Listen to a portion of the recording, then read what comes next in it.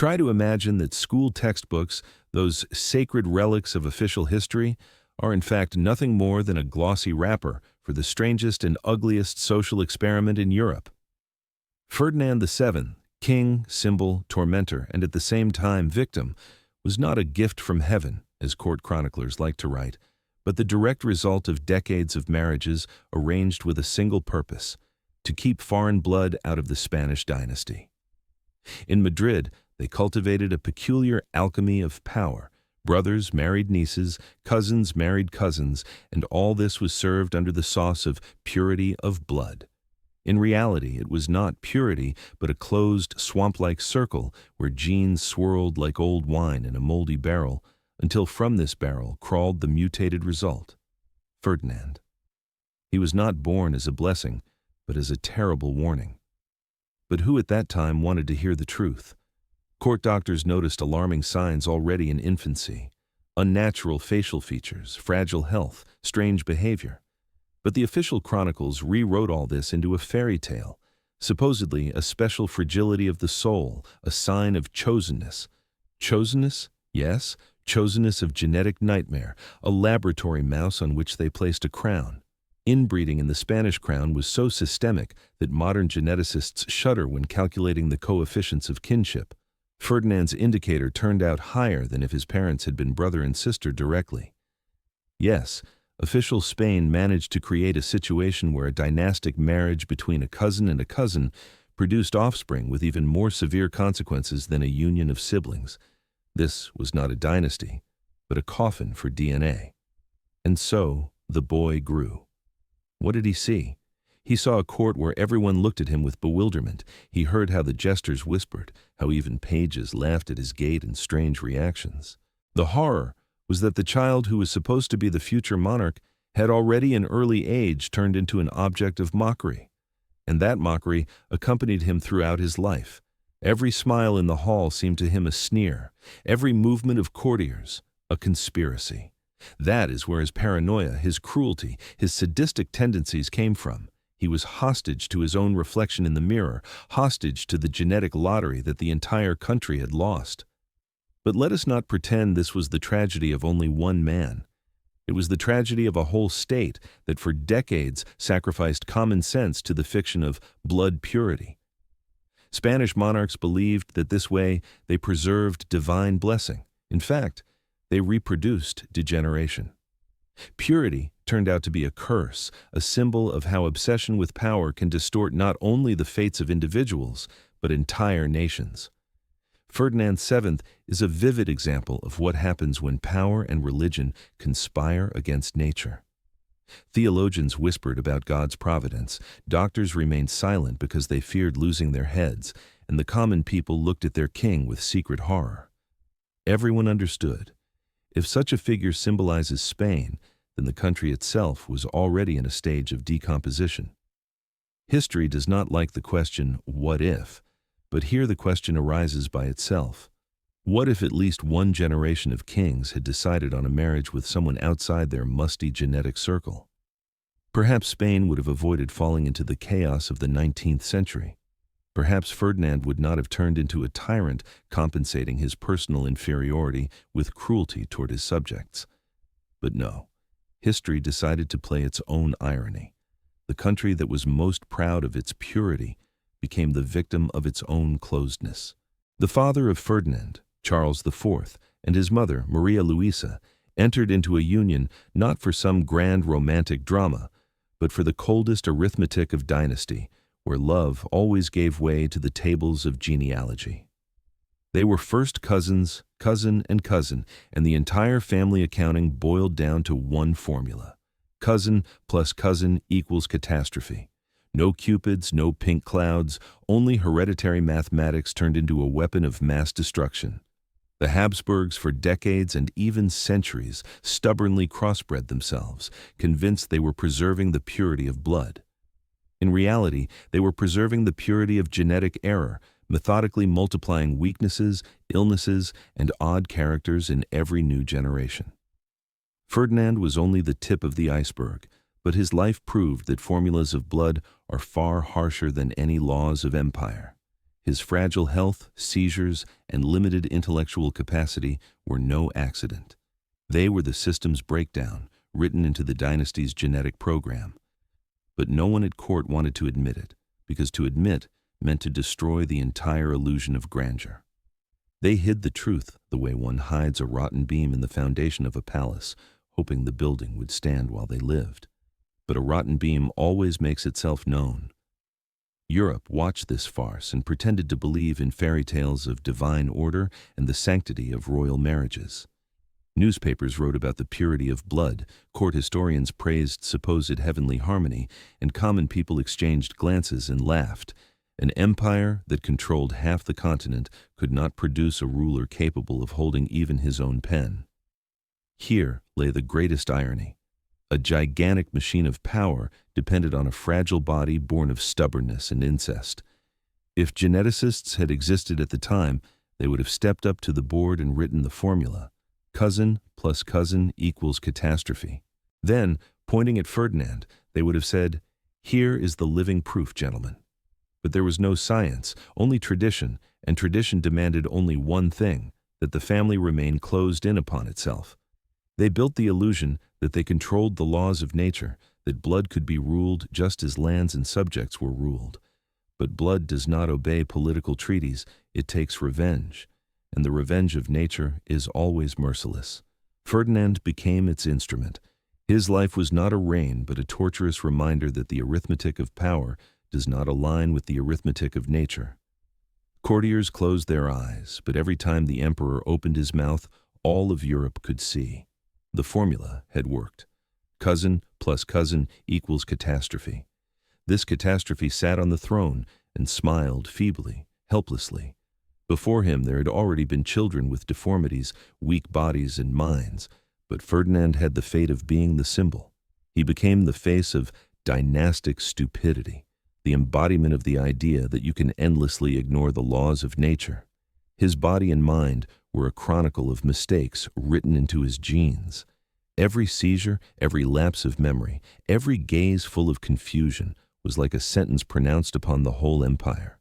The irony was that precisely when Austria needed a strong leader, the people received the product of incestuous bookkeeping, incapable of ruling even himself.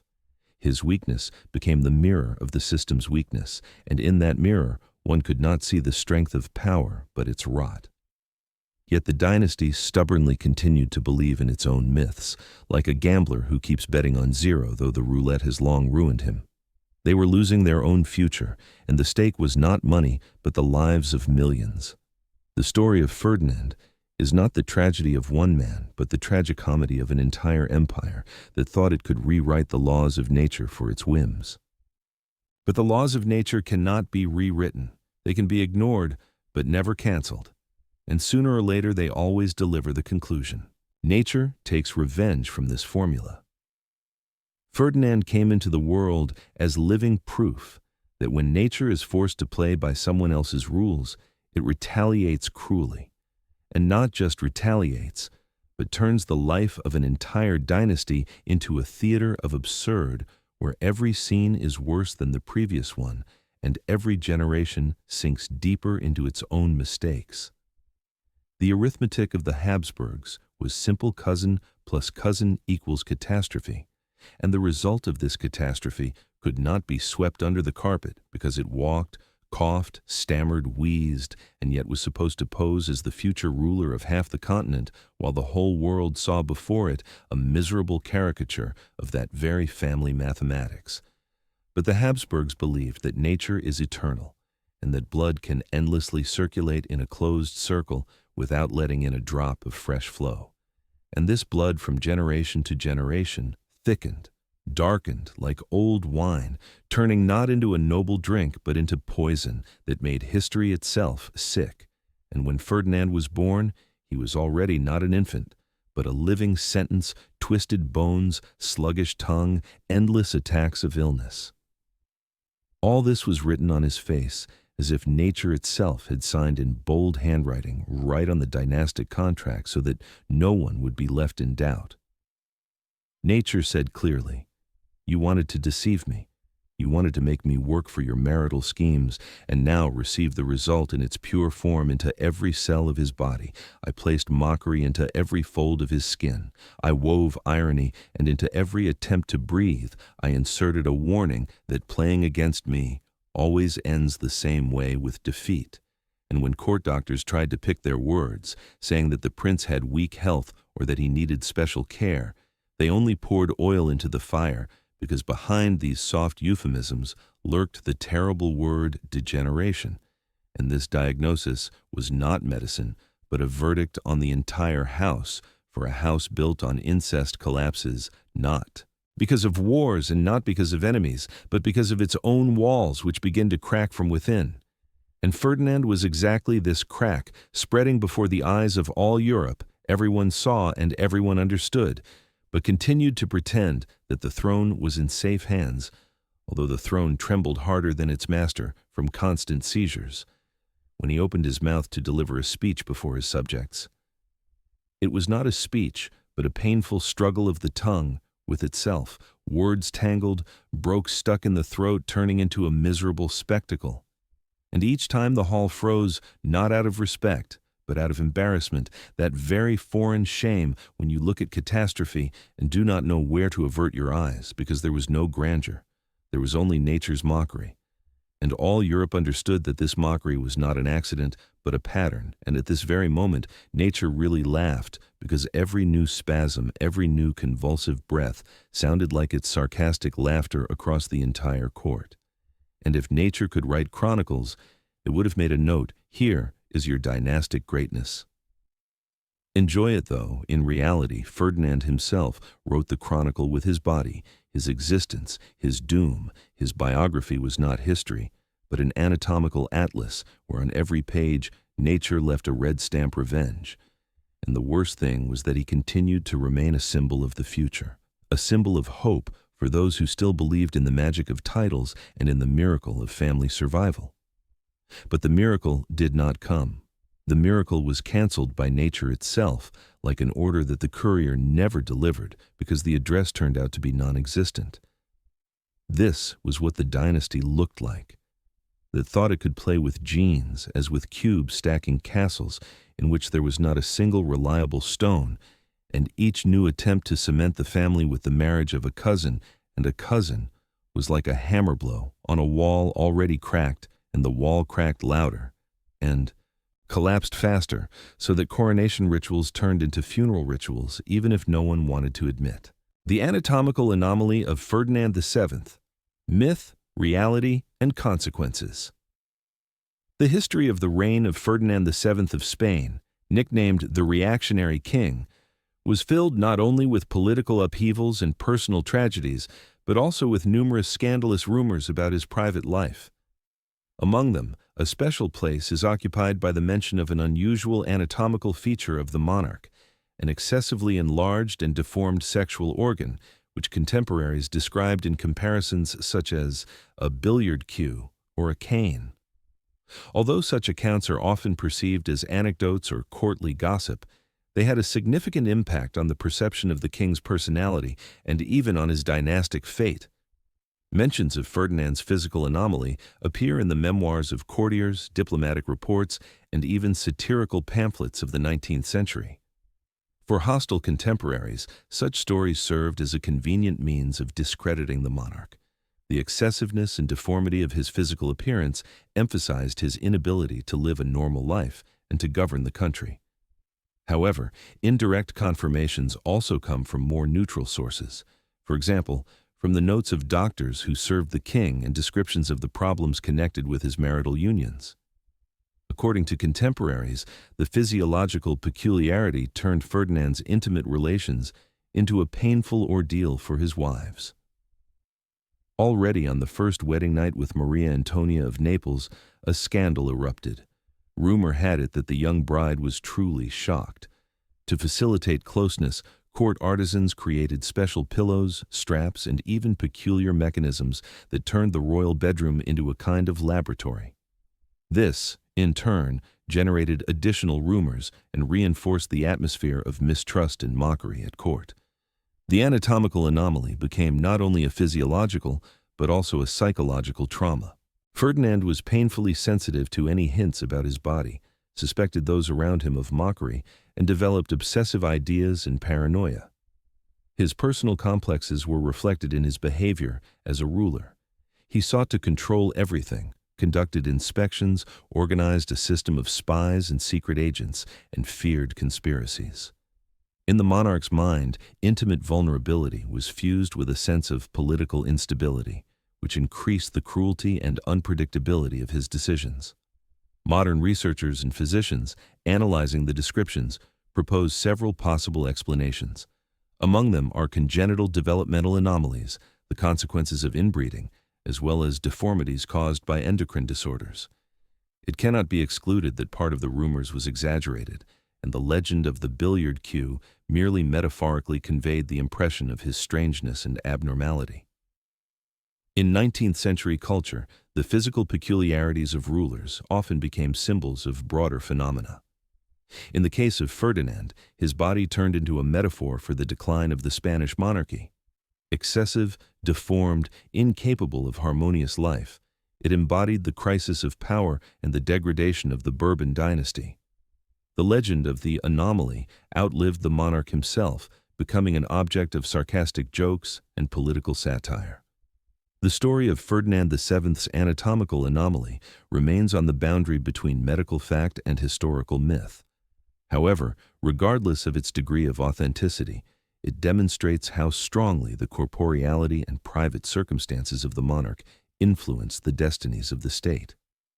For 19th-century Spain, this story became yet another confirmation of the tragic intertwining of the private and the public. The king's body became the body of the nation, and his weaknesses and deformities a reflection of the crisis of an entire era.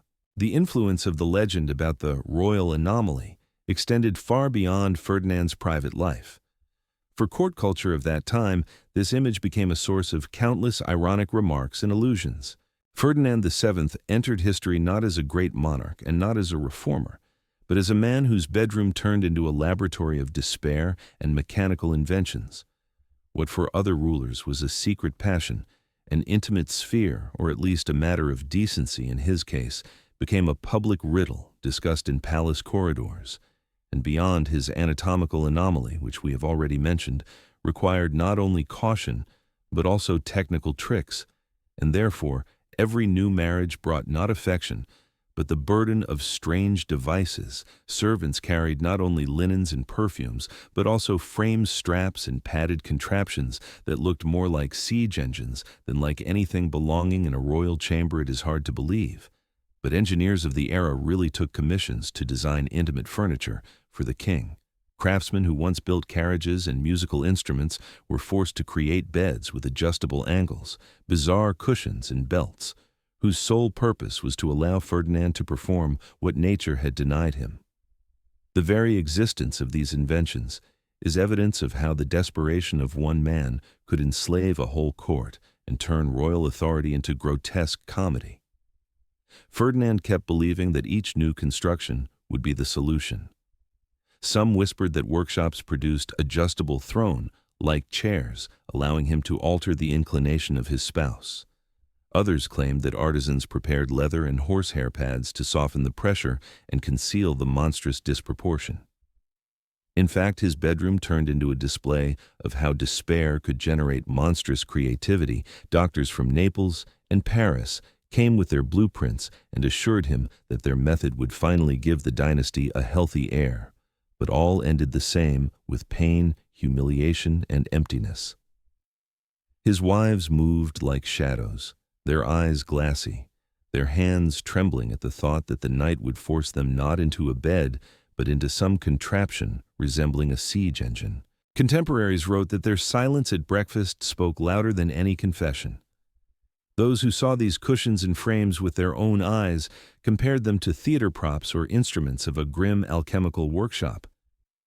Yet the king saw in this not absurdity but duty. He believed his suffering part of a great sacrifice for the future of Spain.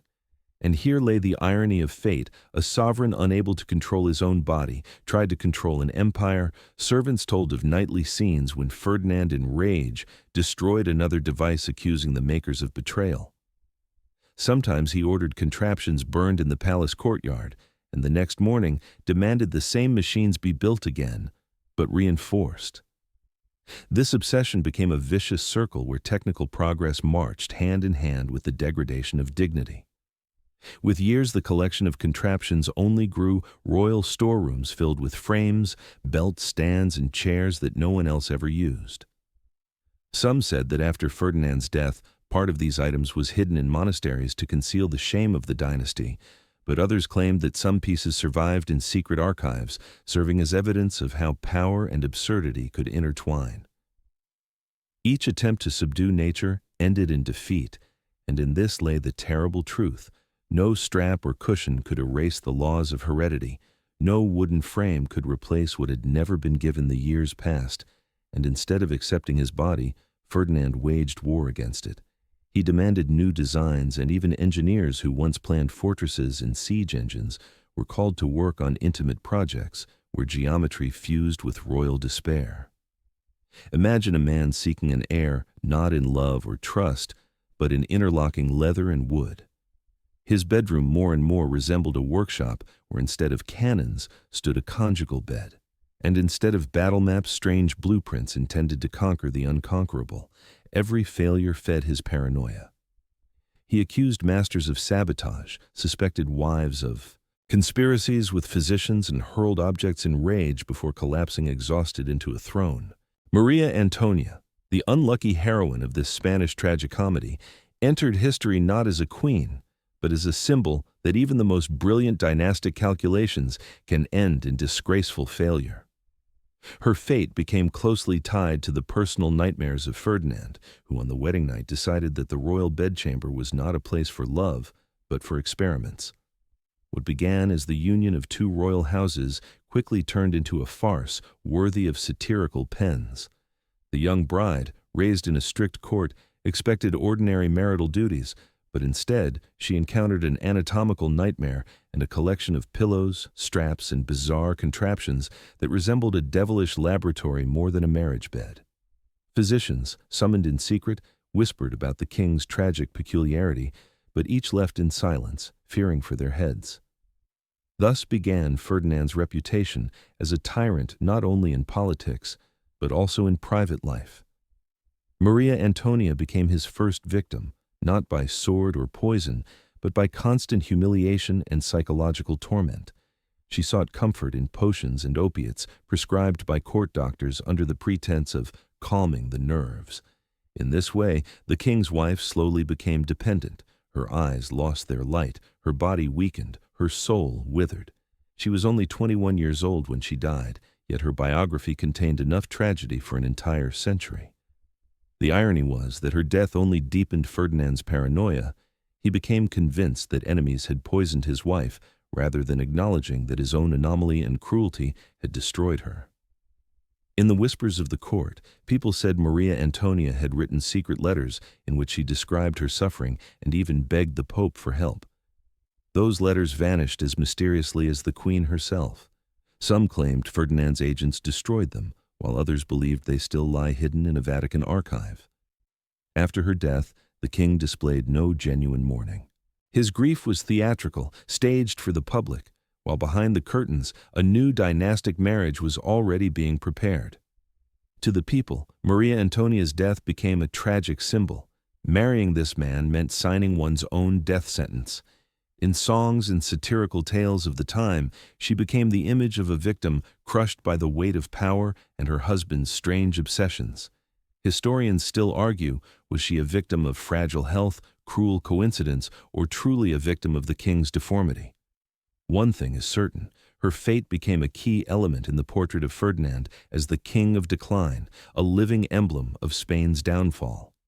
She left behind no heir, but she left behind a ghost that haunted the palace for many years, reminding everyone that behind the facade of power, darkness always lurks. Maria Isabella, the second wife of Ferdinand, entered history not as a queen shining with joy, but as a victim of a dynastic marriage in which personal happiness was sacrificed to the cold calculation of politics and the desperate attempt to preserve the royal dynasty. She was young, her eyes glowed with hope, But in the very first weeks after the wedding, those hopes turned into deep disappointment. The ceremony itself was splendid, like a theatrical performance created to convince the subjects that the monarchy had a future, had stability, had legacy. Yet behind the golden fabrics, the jewels and the artificial smiles, there lurked darkness. Ferdinand, weary, tormented, and obsessed with his own complexes, met his young wife not with love and care, but with heavy pressure. For him she was not a person, but a function, a means to produce an heir, to prove his strength and to justify the continuation of the dynasty.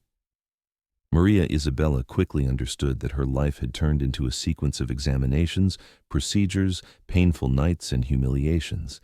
She felt like a prisoner trapped in a royal palace where every step was controlled and every word provoked suspicion. Servants and courtiers watched her as though she were a museum exhibit, obliged to report on her moods, her health, even her dreams. All this destroyed her peace of mind.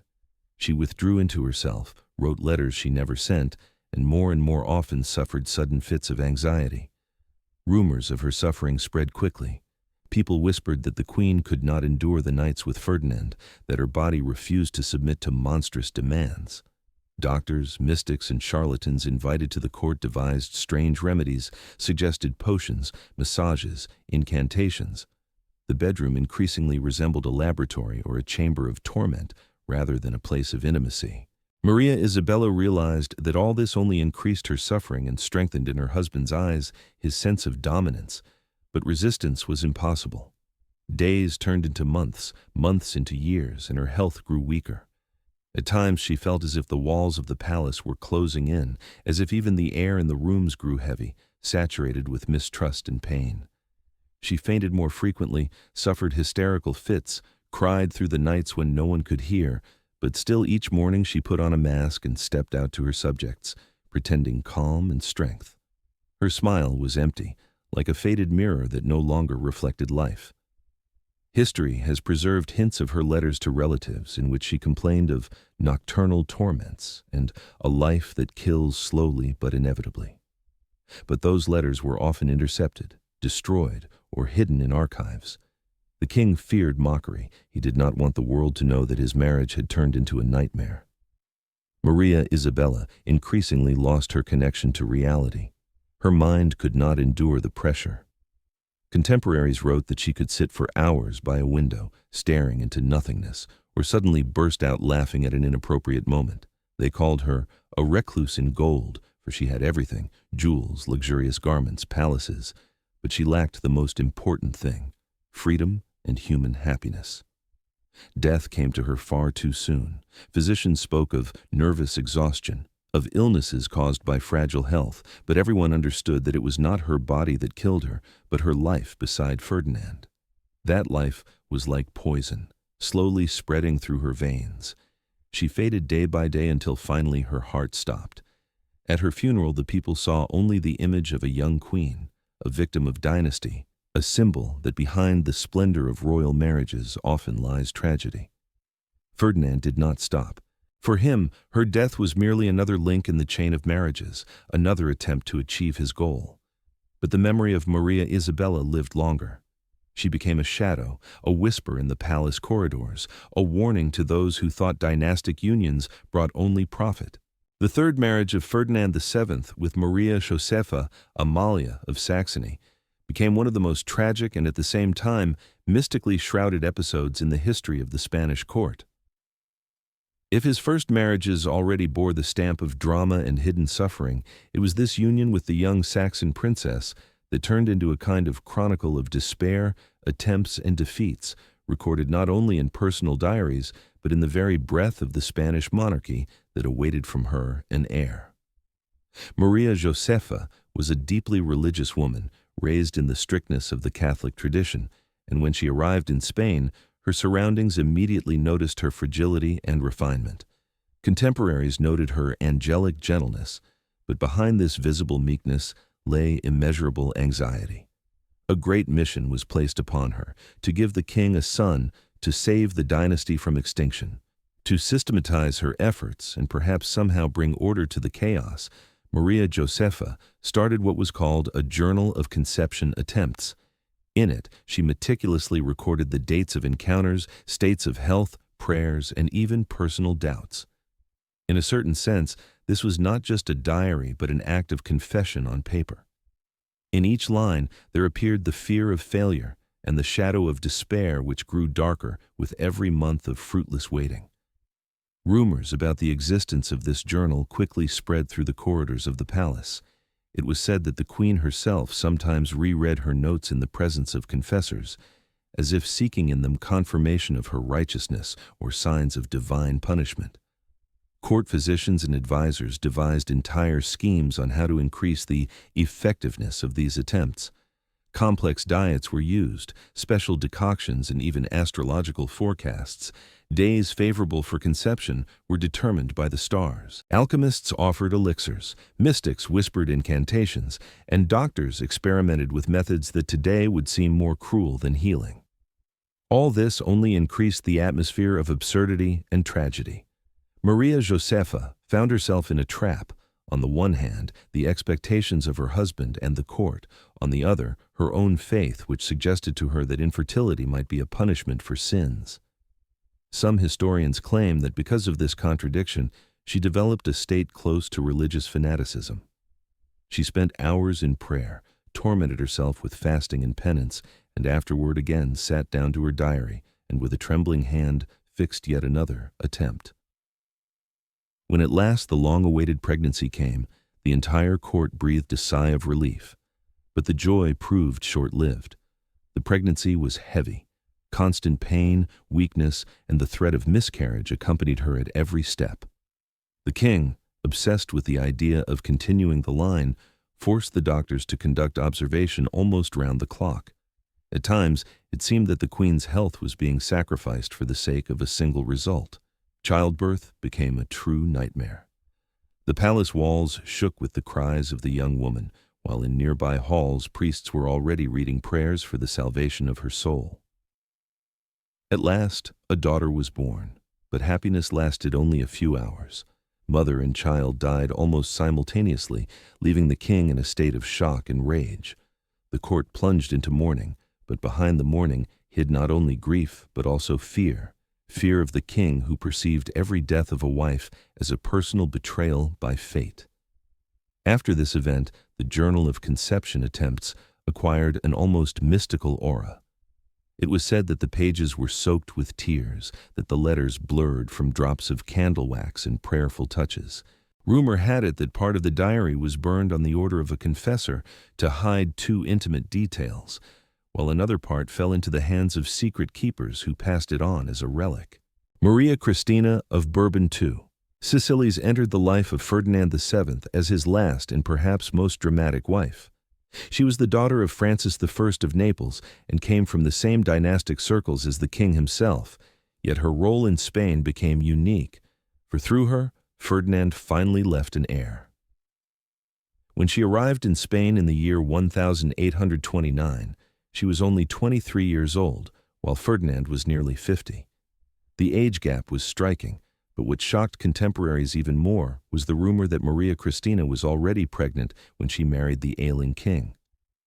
Soon after the wedding, she gave birth to a girl, Isabella, in the year 1830, and to secure her rights to the throne, Ferdinand issued the famous Pragmatic Sanction, overturning the Salic law that barred women from succession. This act unleashed the Carlist Wars, as the king's brother Don Carlos considered himself the rightful heir. Maria Cristina found herself in a position where her survival depended on political maneuvering. Intelligent and ambitious, she played a double game, negotiating with liberals and conservatives alike, while enduring whispers that her private life was far from virtuous. Some claimed she loved others in secret, others saw her only as a calculating queen. Ferdinand, increasingly paranoid and suspicious, both cherished her as the mother of his heir and doubted her loyalty. When Ferdinand died in the year 1833, Isabella became queen under the regency of her mother. From that moment, Maria Cristina revealed unexpected political skill. She confronted Don Carlos in the Carlists, changing ministers, negotiating with foreign powers, sacrificing allies when needed, all to protect the crown of her child. Yet the greatest scandal came when it became known that she had secretly married a royal guardsman, Agustin Fernandez Muñoz, a man of far lower birth. For her enemies, it was the ultimate proof of disgrace, but for her, it was the first true emotional bond of her life. She bore him several children, loving them no less than Isabella. Despite this, her regency was dominated by constant intrigue, fear, and suspicion. She removed and replaced ministers so quickly that contemporaries said no politician could feel safe for more than a few months. To her supporters, she was the symbol of maternal sacrifice and courage. To her enemies, she was a cold schemer, willing to sell Spain for personal power. Yet, history remembers her as the woman without whom the Bourbon dynasty might have ended. Her fourth marriage marked the turning point. From it sprang both hope and conflict, both a daughter destined to be queen and decades of civil strife. Maria Cristina embodied tragedy, romance, and politics all at once, and in the end, she proved stronger than many men of her century. The psychological portrait of Ferdinand VII would not be complete without mentioning his boundless paranoia and pathological cruelty. These traits manifested not only in his private life, but also in the governance of the state. His suspicion became the main tool of political behavior, and the fear of mockery or betrayal from those around him turned into an obsession that shaped every decision he made. Ferdinand could suddenly stop in the middle of a conversation and freeze, staring intently into the faces of courtiers as if trying to read invisible thoughts. Any smile or glance in his direction became a reason for suspicion. Perhaps they were laughing at him, perhaps they were plotting against him. Such doubts did not pass without consequences. Anyone who accidentally allowed an innocent gesture or phrase risked ending up in the dungeons of the Inquisition or in exile. Particularly painful for the monarch were hints connected with his physical peculiarities. A joke overheard even by accident could become a death sentence. Sources note that several musicians were expelled from the court because in their songs, Ferdinand imagined there were allusions to his intimate problems. Servants who tried to exchange a few words in the corridor could also be accused of conspiracy. The atmosphere of terror permeated the entire palace. People were afraid even to breathe too loudly.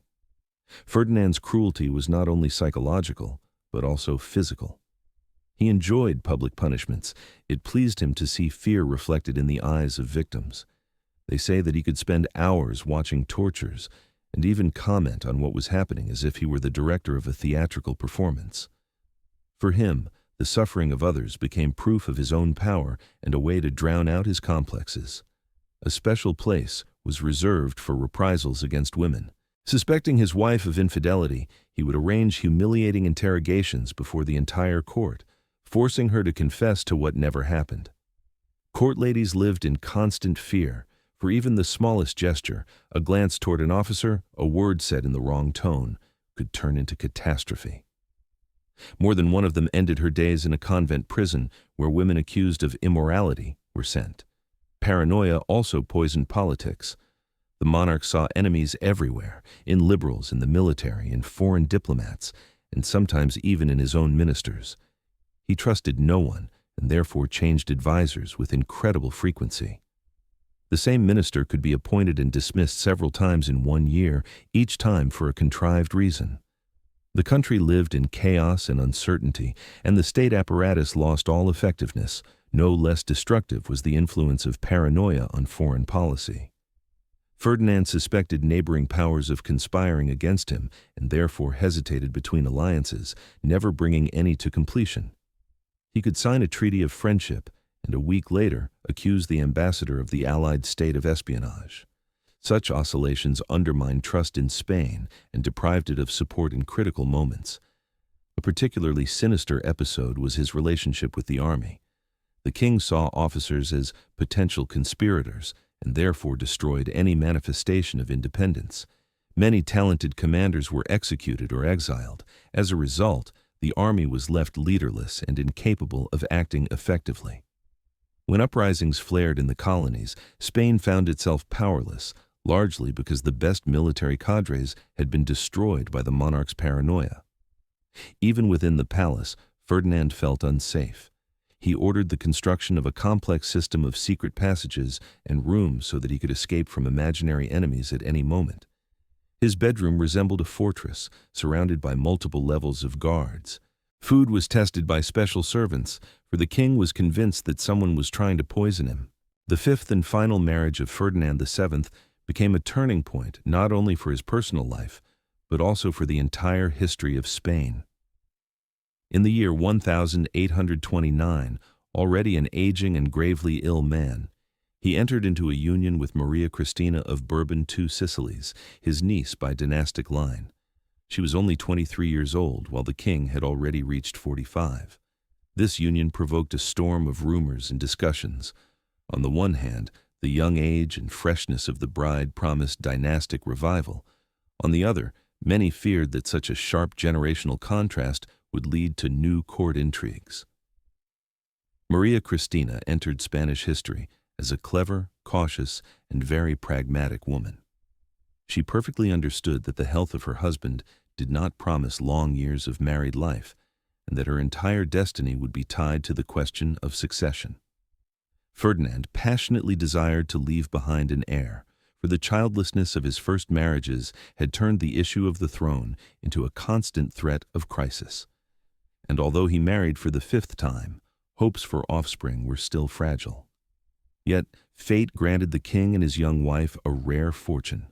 Not long after the marriage, Maria Cristina became pregnant. This caused unprecedented enthusiasm in Spanish society, for the future of the Bourbon dynasty depended on it. But the joy quickly dimmed.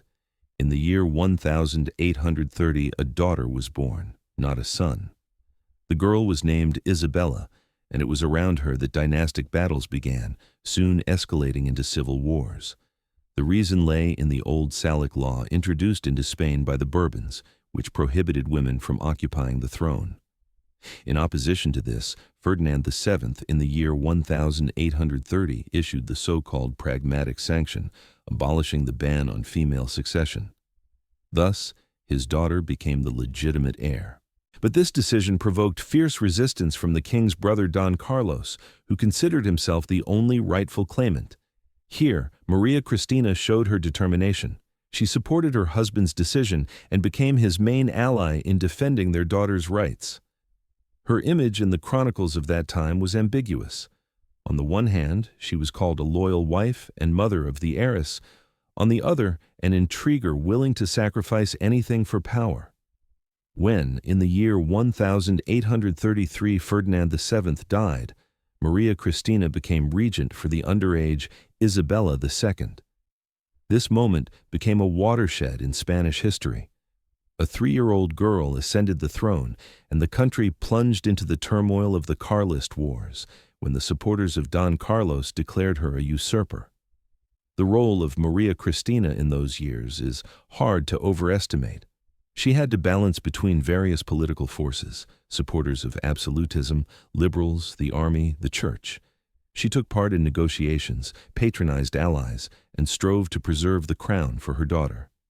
And although her personal life after Ferdinand's death was filled with scandals, especially her secret morganatic marriage with the guardsman Agustin Muñoz, it was precisely her persistence that ensured the survival of the Bourbon dynasty in Spain. She not only fought to preserve the throne for Isabella, but also laid the foundations of a future constitutional monarchy. Under her patronage, important reforms were carried out, strengthening the role of the Cortes and supporting liberal generals such as Espartero, which allowed the Carlists to be contained. Memories of contemporaries preserved the image of a woman who, despite intrigues and personal weaknesses, could demonstrate an iron will.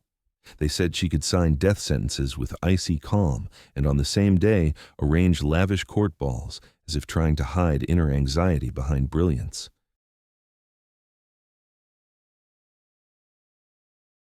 The story of Ferdinand VII and his fourth wife, Maria Luisa Carlotta of Naples, is a tragic chronicle of personal passions, court intrigues, and historical mistakes that shaped the Spanish monarchy in the first half of the 19th century.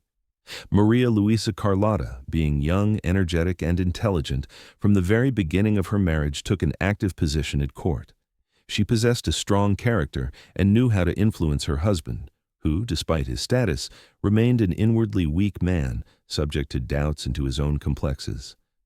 On the one hand, Ferdinand VII sought to restore absolute monarchy by abolishing constitutional achievements, but on the other, his personal insecurities, uncertainty, and inability to take consistent decisions undermined even the political structures he tried to build.